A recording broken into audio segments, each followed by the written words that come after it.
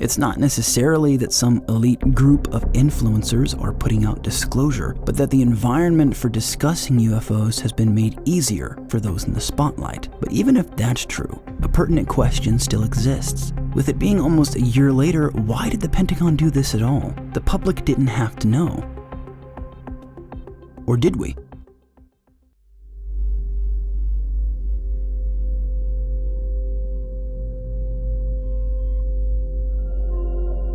Disclosure is the process where sections in the government coordinate with respected journalists, credentialed institutions, and the mainstream media to slowly unveil information they've kept secret about UFOs. Others call it confirmation, given how much they claim to already know regarding the phenomenon. So you could ask yourself, is it true of your experience that you've been seeing more connections lately between the topic of UFOs and respected journalists, credentialed institutions, and the mainstream media? This leads many to claim we're in the middle of disclosure, but I would like to add that the New York Times has consistently broken stories in the past that changed the public's perception of the world. It's not necessarily that some elite group of influencers are putting out disclosure, but that the environment for discussing UFOs has been made easier for those in the spotlight. But even if that's true, a pertinent question still exists. With it being almost a year later, why did the Pentagon do this at all? The public didn't have to know.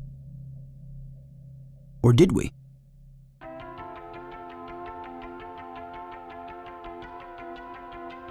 I continue to remain unconvinced of this speculation. Too often one prefers conspiracy over a more conventional explanation. It's true that false flags have happened in the past. The Gulf of Tonkin, Operation Northwoods, Project TP Ajax are all verified examples of government conspiracy, with the CIA being at the heart of every American false flag event. The theory goes that To the Stars is set up to create an us versus them threat narrative. Threat identification program. And that the reason we're seeing what appears to be UFO disclosure is because elite sections of the intelligence agencies are setting the stage for an orchestrated and fake alien invasion in order to pursue a particular agenda. They will use top secret technology, some of which they claim has been back engineered by ET craft, against the public, then blame it on outside invaders and build from there.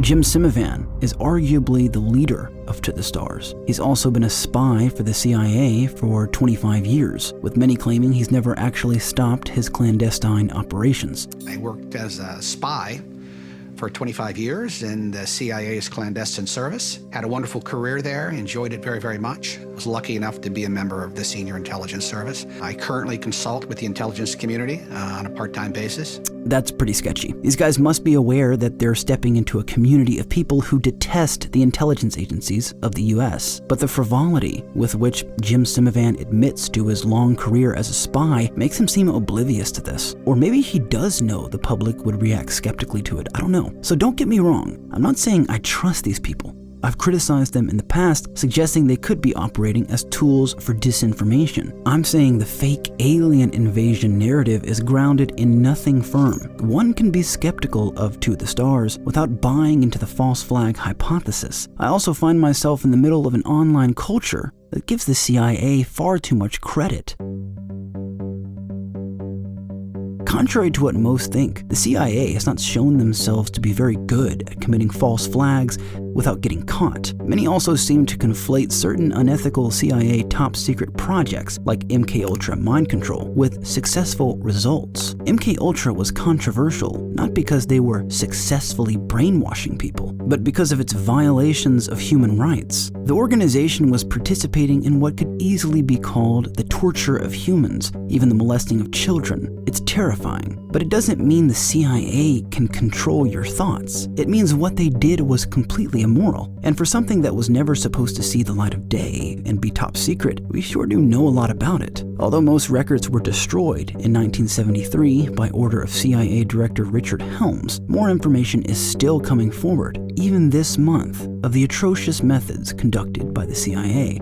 Don't get me wrong, the CIA as an organization is sophisticated and clever, and I'm certainly not claiming they can't keep a secret well. I'm saying that I disagree with the deification of their influence and results. Just because they're sophisticated and intelligent doesn't mean they're mythological global puppet masters. unless you want to argue that they have committed false flags in secret and gotten away with it without being caught, and even done so recently, like the Las Vegas shooting, for instance. Well, I can't argue with that, as it's unfalsifiable. I can say, however, that if you just look at their track record, it's not irrational to see that in general, that there are people who make all the same mistakes every other institution, secretive or otherwise, does. Is it really that difficult to grant that sometimes someone really does go crazy and shoot everyone? And imagine what it would take to pull off an alien invasion. I mean, where do I even begin? So I think it's relatively safe to say that if an event actually did happen where our world collided with what appeared to be